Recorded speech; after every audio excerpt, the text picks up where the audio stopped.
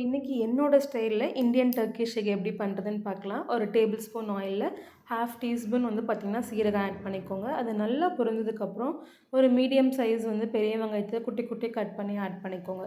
So அது நல்லா சாட்டே ஆனதுக்கப்புறம் வந்து பார்த்திங்கன்னா ஒரு 1/4 டீஸ்பூன் வந்து இஞ்சி பூண்டு பேஸ்ட் அதை ஆட் பண்ணி நல்லா அரோமா வர அளவுக்கு அதையும் வதக்கிக்கோங்க.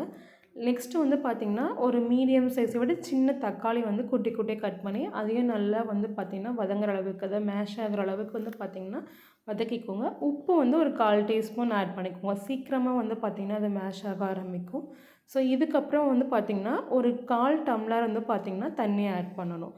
ஸோ அது வந்து மசாலா வந்து அந்த தக்காளி வெங்காயம் எல்லாம் வந்து நல்லா வேகிறதுக்கு தண்ணி ஆட் பண்ணிக்கோங்க. ஸோ இப்போ வந்து மசாலாஸ் வந்து பார்த்திங்கன்னா ஒரு 1/4 டீஸ்பூன் வந்து மஞ்சத்தூள், 1/2 டீஸ்பூன் மிளகாத்தூள், 1/2 டீஸ்பூன் கரம் மசாலா.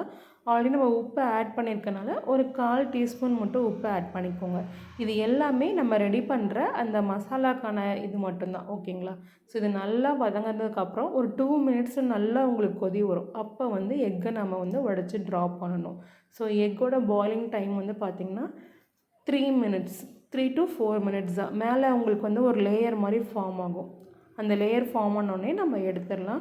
ஸோ இப்போ வந்து எக்கை வந்து பொறுமையாக அந்த சென்டரில் இருக்க எக் யோக் வந்து டேமேஜ் ஆகாமல் பொறுமையாக வந்து பார்த்திங்கன்னா ட்ராப் பண்ணுங்கள்.